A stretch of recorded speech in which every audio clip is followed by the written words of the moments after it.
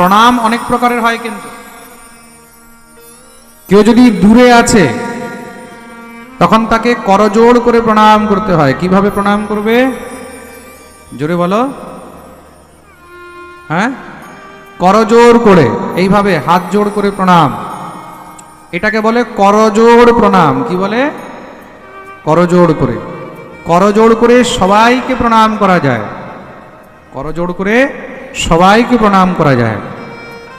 খুব মন দিয়ে শুনবেন, কিন্তু যেই কোনো ভগবত ভক্ত, যেই কোনো জীব, স্ত্রী পুরুষ,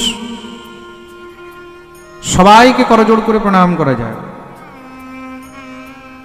আর তারপরে হলো কি? পঞ্চাঙ্গ প্রণাম। তারপরে কি? জোরে বলো। পঞ্চাঙ্গ প্রণাম। পঞ্চাঙ্গ প্রণাম কিভাবে করবে? দুটি হাঁটু মাটির মধ্যে রেখে, দুটি ভুজা মানে দুই হাত মাটির মধ্যে রাখবে, আর মস্তক, মাথাটা মাটির মধ্যে ঠেকাবে। এটা হলো পঞ্চাঙ্গ প্রণাম। পঞ্চাঙ্গ প্রণাম সবাই করতে পারে, স্ত্রী পুরুষ সবাই পঞ্চাঙ্গ প্রণাম করতে পারে। আর তারপরে হলো দণ্ডবৎ প্রণাম, মানে সাষ্টাঙ্গ প্রণাম। দণ্ডবৎ সাষ্টাঙ্গ প্রণাম একমাত্র পুরুষরাই করতে পারে। দণ্ডবৎ প্রণাম করা নারী জাতিকে নিষেধ। বুঝতে পেরেছেন? স্ত্রী জাতিকে দণ্ডবৎ প্রণাম করা নিষেধ। এবার কোনো স্ত্রী বলতে পারে যে আমরা যদি দণ্ডবৎ প্রণাম করি তাহলে কি হবে? কোনো স্ত্রী যদি দণ্ডবৎ প্রণাম করে তখন শাস্ত্র বিরুদ্ধ কর্ম করার কারণে তাকে তার বিপরীত ফল ভোগ করতে হবে। স্ত্রী জাতিকে কখনো ভুলেও কিন্তু দণ্ডবৎ প্রণাম করতে নেই। তাতে কি হয়? ভগবতী ভূমি তার উপরে ক্রুদ্ধ হয়ে যায়, রুষ্ট হয়। স্ত্রী যদি দণ্ডবৎ প্রণাম করে তাহলে ভূমি কষ্ট পায়। খুব মন দিয়ে শুনবে, প্রেম সে বলো। তার জন্য স্ত্রী জাতিকে দণ্ডবৎ প্রণাম করতে নেই। দণ্ডবৎ প্রণাম মানে একদম শুয়ে, একদম লাঠির মতন। দণ্ড মানে লাঠি, লাঠির মতন একদম শুয়ে পড়ে সাষ্টাঙ্গ, সম্পূর্ণ অঙ্গ মাটির মধ্যে নিয়ে তারপরে প্রণাম করাটাকে বলা হয় সাষ্টাঙ্গ বা দণ্ডবৎ প্রণাম। এটা স্ত্রী জাতির জন্য নিষেধ। প্রেম সে বলো। স্ত্রী জাতি যদি মাটির মধ্যে ঘুমাচ্ছে, আরেকটি জিনিস আজকে জেনে রাখো, কিছু কিছু এই তত্ত্বগুলো জানা উচিত। স্ত্রী জাতি যদি মাটির মধ্যে শয়ন করছে, ভূমির মধ্যে শয়ন করছে, তা মাটিতে ঘুমালে কখনো কোনো নারীকে উল্টো হয়ে ঘুমাতে নেই। এই যে দণ্ডবৎ প্রণাম করা হচ্ছে না, এই মুদ্রা করে, মানে এইভাবে কোনো সময় স্ত্রীকে ঘুমাতে নেই। স্ত্রী যদি মাটির মধ্যে ঘুমাচ্ছে তাহলে বেশি থেকে বেশি পাশ ফিরে ঘুমাবে বা সোজা হয়ে ঘুমাবে, মনে থাকবে। মানে শাস্ত্রে স্পষ্টরূপে বর্ণন রয়েছে, স্ত্রীর বক্ষস্থল যদি মাটিকে স্পর্শ করে তাহলে তাতে দোষ হয়। বুঝতে পেরেছ কেন নিষেধ? অনেকে জিজ্ঞাসাও করতে পারে, মহারাজজি স্ত্রী জাতিকে মাটির মধ্যে দণ্ডবৎ কেন প্রণাম করতে নেই বা উল্টো হয়ে কেন ঘুমাতে নেই? স্ত্রীর বক্ষস্থল কখনো ভূমিতে স্পর্শ করতে নেই। ব্রাহ্মণকে কখনো মাটিতে বসতে দিতে নেই। ব্রাহ্মণকে যদি মাটিতে বসতে দিয়েছ, তোমার ঘরের মধ্যে যত লক্ষ্মী আছে সেই সমস্ত লক্ষ্মী সেখান থেকে একদম শেষ হয়ে যাবে। গৃহে আর লক্ষ্মী থাকবে না। ঘরে ব্রাহ্মণ এসেছে, তাকে আসন দেবে বসতে, মনে থাকবে। আসন দেবে, চেয়ার দেবে, বা কোনো খাট হলো সেখানে বসতে দাও। ভূমিতে কখনো ব্রাহ্মণকে বসতে দিতে নেই। ভূমির মধ্যে কখনো কোনো স্ত্রীকে নিজের বক্ষস্থল স্পর্শ করতে নেই। ভূমির মধ্যে মানে মাটির মধ্যে কখনো শঙ্খ রাখতে নেই। খুব মন দিয়ে শুনবে। শঙ্খ সবসময় কোনো না কোনো পাত্রের উপরেই রাখবে। কোনো বাটির উপরে রাখলে, বা শঙ্খদানি যে হয়, শঙ্খ রাখার একটা স্ট্যান্ড পাওয়া যায় আজকাল, তো তার উপরে শঙ্খ রাখো, না হলে থালার উপরে রাখো, বাটির উপরে রাখো। মাটির উপরে কখনো শঙ্খ রাখতে নেই, ভূমির উপরে শঙ্খ রাখতে নেই। ভূমির উপরে শঙ্খ রাখলে তখন দোষ হয়, এটা অপরাধ। আর মাটির উপরে কোনো প্রদীপ জ্বালাতে নেই, মনে থাকবে। তো প্রদীপ কিভাবে জ্বালাবে? যেখানে প্রদীপ জ্বালাচ্ছ সেখানে প্রদীপের নিচে একটু ধান দিয়ে দেবে। কি দিয়ে দেবে? একটু ধান দিয়ে দেবে। ধান না থাকলে চাল দিয়ে দেবে, চাল না থাকলে গম দিয়ে দেবে, গম না থাকলে একটু জব দিয়ে দেবে, জব না থাকলে তখন একটু সর্ষ দিয়ে দেবে। এই প্রকারের ধান্য বা শস্য দিয়ে তার উপরেই কিন্তু প্রদীপ রাখা উচিত। এটা হলো প্রদীপ জ্বালাবার নিয়ম। প্রেম সে বলো।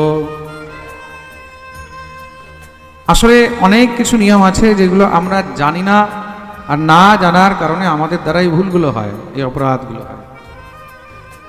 তার জন্য পাঠ অবশ্যই শোনা উচিত। আমি মাঝে মাঝে পাঠের মধ্যে এইসব তত্ত্ব কথাগুলো একটু বলে দিই, তাতে যেন আপনাদেরও এই নলেজগুলো হয়ে যায়। প্রেম সে বলো। মনে থাকবে তো এবার? হ্যাঁ, ঘরের মধ্যে যখন ঘুমাবে তো ঘুমাবার সময় কখনো দক্ষিণ দিকে পা দিয়ে ঘুমাতে নেই, এটাও কিন্তু অপরাধ। দক্ষিণ দিকে পা দিয়ে ঘুমালে তখন আস্তে আস্তে স্বাস্থ্য নষ্ট হয়ে যাবে, মন চঞ্চল হয়ে যাবে, রোগ ব্যাধি বেড়ে যাবে। সব থেকে শ্রেষ্ঠ হলো পূর্ব দিকে মাথা করে ঘুমাও, সব থেকে উত্তম। পূর্ব দিকে মাথা করে যদি ঘুমাবার ব্যবস্থা হচ্ছে না, তাহলে দক্ষিণ দিকে মাথা করে ঘুমাও, মানে উত্তরের দিকে পা করে ঘুমাবে। বুঝতে পেরেছ? মনে থাকবে তো? প্রেম সে বলো।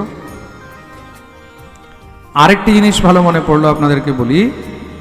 অনেকে অনেক সময় প্রশ্ন করে যে মহারাজজি, ঘরের মধ্যে আমরা যে লেট্রিন বানাচ্ছি, ঘরের মধ্যে আমরা যে পায়খানা বানাচ্ছি, তো পায়খানা বানাবার সময় পায়খানার মুখ কোন দিকে হওয়া উচিত, তাই না? এই প্রশ্ন আমার কাছে অনেকবার এসেছে। এই বিষয়ে আজকে খুব ভালো করে বলে দিচ্ছে, সবাই মন দিয়ে শুনবে। শাস্ত্র কি বলছে? বাস্তুশাস্ত্রের মধ্যে এই বিষয়ে খুব সুন্দর বর্ণন রয়েছে। গ্রন্থের নাম হলো আপস্তম্ভ ধর্মসূত্র। তা ধর্মের সূত্রের 11 নম্বর এবং 31 নম্বর সূত্রে লেখা রয়েছে, প্রাং মুখো নানি ভঞ্জিত উচ্চরে দক্ষিণা মুখ উদং মুখো মূত্রম করিয়াত প্রত্যেক পাদাবনে জনমিতি। ঘরের মধ্যে যদি শৌচালয় বানানো হয়, শৌচালয় বানালে এইভাবে বানাবে যেন দক্ষিণ দিকে মুখ করে মলত্যাগ করা হয়। পায়খানায় মানে আপনি যখন পায়খানায় বসবেন, তো পায়খানায় বসলে আপনার মুখটা কোন দিকে থাকবে? দক্ষিণ দিকে। কোন দিকে? জোরে বলো। বুঝতে পারলেন না নাকি? আপনি পায়খানা করতে বসেছেন, আপনার মুখটা কোন দিকে থাকা উচিত বললাম? দক্ষিণ দিকে। আর আপনি যদি দক্ষিণ দিকে পিঠ করে পায়খানা করতে বসেছেন, মলত্যাগ করতে বসেছেন, তখন কি হয়? তখন দোষ লাগে। দক্ষিণ দিকে পিঠ করে কখনো মলত্যাগ করতে নেই। এই জিনিসটা খুব মন দিয়ে শুনবেন। কিন্তু সব থেকে বাস্তুশাস্ত্রের অনুসারে শ্রেষ্ঠ হলো ভঞ্জিতোচ্চরে দক্ষিণা মুখ, দক্ষিণ মুখ করে ঘরের মধ্যে লেট্রিন বানানো উচিত।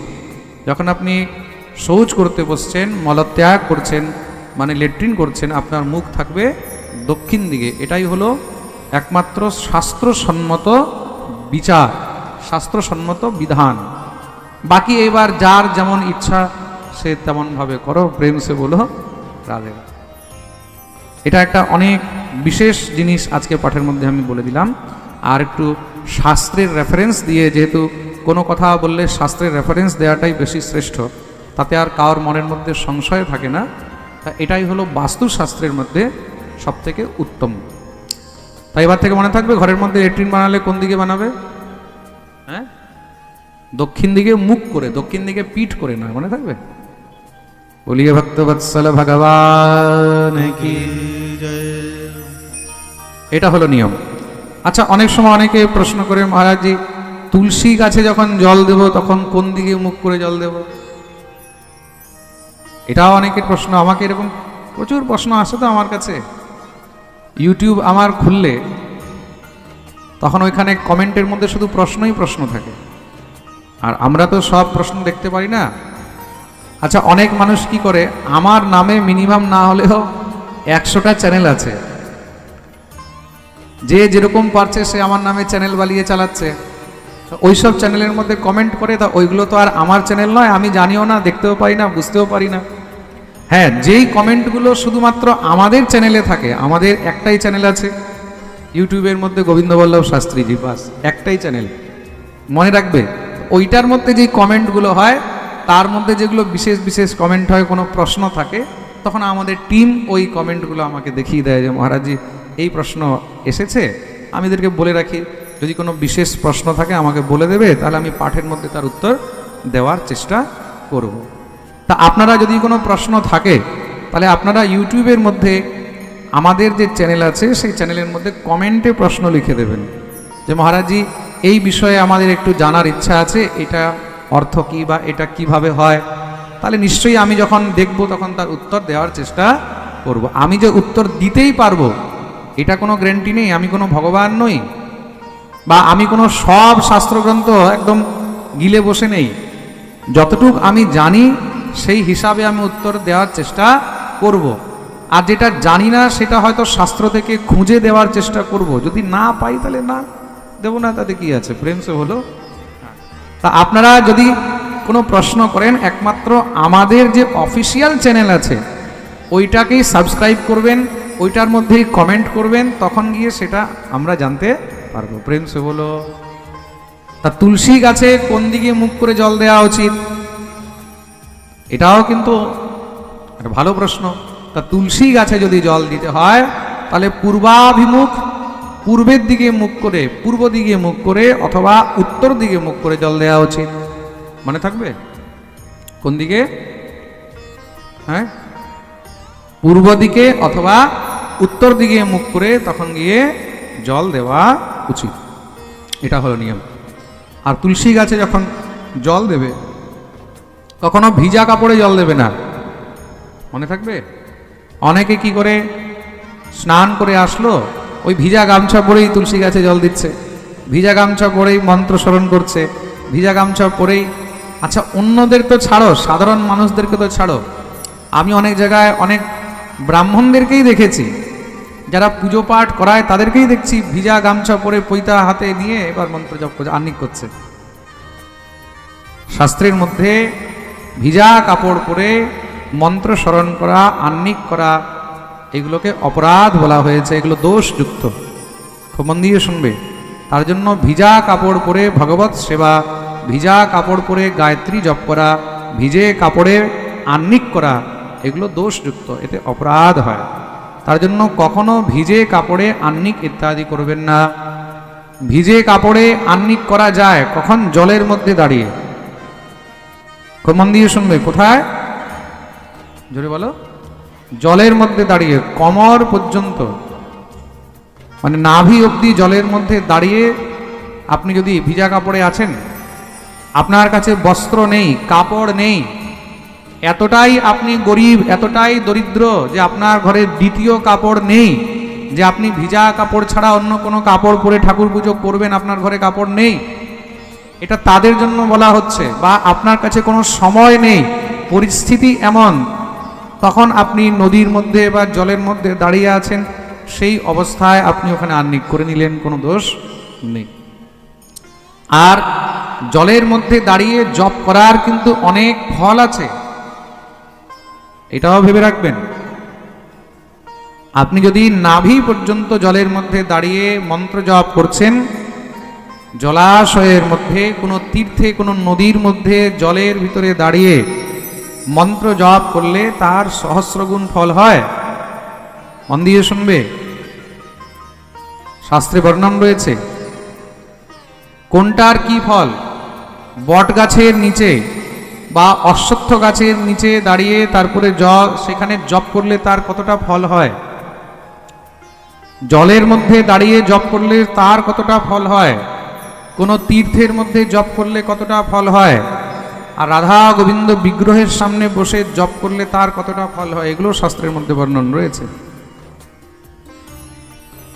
প্রেম সে বলো, এইগুলো মনে রাখবে কিন্তু। আর ঘরের মধ্যে যদি বৃক্ষ লাগাও, তাহলে ঘরের মধ্যে চেষ্টা করবে বেশিরভাগ ফল জাতীয় বা ফুল জাতীয় বৃক্ষ লাগানো উচিত। ঘরের মধ্যে কণ্টক জাতীয়, মানে যেই গাছের মধ্যে কাঁটা হয়, সেই কণ্টক জাতীয় বৃক্ষ ঘরের মধ্যে লাগাতে নেই। এটাও জেনে নাও ঘরের মধ্যে কোন গাছ লাগানো উচিত, কোন গাছ লাগানো উচিত। ঘরের মধ্যে কাঁটা জাতীয় কোনো গাছ লাগাবে না। ঘরের মধ্যে কাঁটা জাতীয় বৃক্ষ লাগাবে, ঘরের মধ্যে সবসময় অশান্তি থাকবে, ঘরের মধ্যে অবনতি শুরু হয়ে যাবে, উন্নতি বাধক হয়ে যাবে। আর ঘরের মধ্যে কোনো সময় বেঁটে গাছ লাগাতে নেই। বেঁটে গাছ মানে যেগুলোকে আমরা বলি বনসাই। আজকাল ঘরের মধ্যে বনসাই গাছ খুব লাগায় না? বনসাই গাছ মানে বুঝেছো, গাছগুলোকে ছোট ছোট করে কাটিং করে করে রাখে। ছোট ছোট দেখবে গামলার মধ্যে বট গাছ, অশ্বত্থ গাছ, সেখানের মধ্যে নানা রকমের গাছগুলোকে ছোট ছোট কাটিং করে করে এতটুকু করে করে ছোট ছোট, হ্যাঁ, ওইগুলোকে বনসাই বানিয়ে রাখে না, ওইগুলোকে বনসাই বলে বা বেঁটে গাছ বলে। খাটো গাছগুলোকে বাড়তে দেয় না। এইসব বৃক্ষ কিন্তু ঘরে লাগাতে নেই। এইগুলো ঘরের উন্নতির মধ্যে বাধক হয়ে যায়, বাধা নিয়ে আসে। কাঁটা গাছ ঘরের মধ্যে যতদূর পর্যন্ত ঘরের ছায়া পড়ছে ততদূর পর্যন্ত কাঁটা গাছ লাগাতে নেই। এই জিনিসটা জেনে রাখবে। প্রেম সে বলো, বলো না, আরো জোরে, আরো জোরে, আরো জোরে। জয় জয় শ্রী রাম। এইগুলো নিয়ম যদি কেউ মানতে পারে তাহলে তার ফল প্রাপ্ত হয়। তাহলে আজকে অনেক কিছু জানতে পারলে, হ্যাঁ। বিশেষ করে ঘরের মধ্যে বাস্তু অনুসারে আমাদের ল্যাট্রিন কিভাবে হওয়া উচিত, ঠাকুর ঘর কোন দিকে হওয়া উচিত, শয়ন ঘর কোন দিকে হওয়া উচিত। এখন এক এক করে যদি সব বলতে যাই তাহলে তো আজকের পাঠ এগুলোর মধ্যেই শেষ হয়ে যাবে। বাকিগুলো অন্য কোনো দিন বলবো, ঠিক আছে? প্রেম সে বলো।